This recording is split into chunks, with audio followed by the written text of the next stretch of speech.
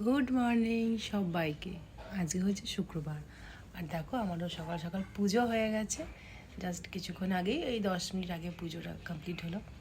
অনেক ভোর ভোর উঠিস, মানে যাতে তাড়াতাড়ি সব কাজগুলো হয়। আজকে উঠেছি 5টা 10-এ, কিন্তু আজকে আমার মাথাটা না সকাল থেকে ভীষণ ব্যথা করছে। তো সকাল সকাল বাড়ির সমস্ত কাজ কর্ম, সব থেকে যেটা বাড়ির বড় কাজ সেটা হচ্ছে পুজো, সেটাও হয়ে গেছে। তো এখন একটুখানি রেস্ট নেব 10-15 মিনিট মতো। মেয়েরও খাওয়া হয়ে গেছে, ও কলেজ যাবে, দিয়ে তারপরে আবার একটু পরে রান্নাবান্না করবো। ওই 10:30 নাগাদ রান্নাবান্না করবো। এখন বাজে হচ্ছে 9:12।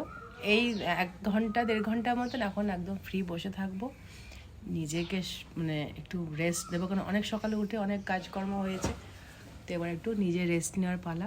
1-1.5 ঘন্টা রেস্ট করে তারপরে আবার দুপুরে লাঞ্চের ব্যবস্থা করব।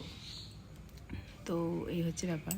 সকালে টিফিনে রুটি, সে সমস্ত কিছু হয়ে গেছে।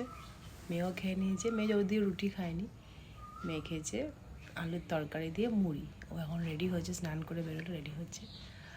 আর আমিও এই এখন বসে আছি একটু জানলার ধারে, ভাবলাম একটা ভিডিও করি সকালবেলায়। অনেক দিন গুড মর্নিং ভিডিও দেওয়া হয় না। আসলে সকালে এত কাজের তাড়াহুড়ো থাকে না, মানে সত্যি বলতে ফোন হাতে নেওয়া টাইম পাই না, সেজন্য হয়ে উঠছে না। তো সবাইকে গুড মর্নিং, সবাই খুব ভালো থেকো, সুস্থ থেকো, আর বাড়ির সবাইকে ভালো রেখো।